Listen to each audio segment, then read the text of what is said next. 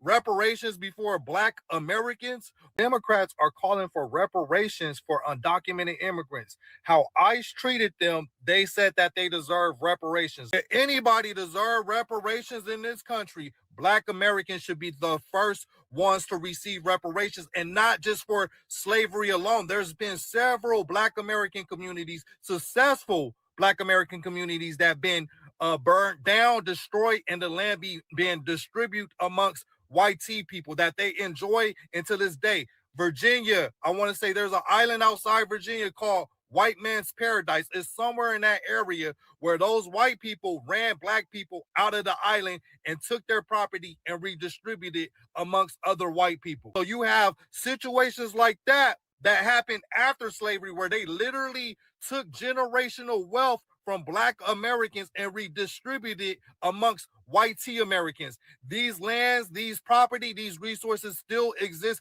until to this day, and white tea people benefited off of those properties that they took from Black Americans. So we're not just talking about slavery, right? How dare you talk about immigrants, undocumented immigrants who came into this country with their will, free will. They crossed over into this country undocumented, free will. They deserve reparations before Black Americans. Why don't you address the caste system that's going on in India right now? Matter of fact, 3,000 years plus, the untouchables, how they discriminate against dark-skinned Indians, the untouchables, Dalit. I think that the group is called Dalit.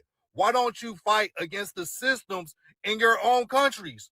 Right? You come over here, you get these positions, and then all of a sudden you're the voice for Americans. Like, make that make sense. Yeah, okay. This Representative Jayabal, Democrat, is saying that if they win the mid-election, they need to give reparations to the children and families traumatized by ICE.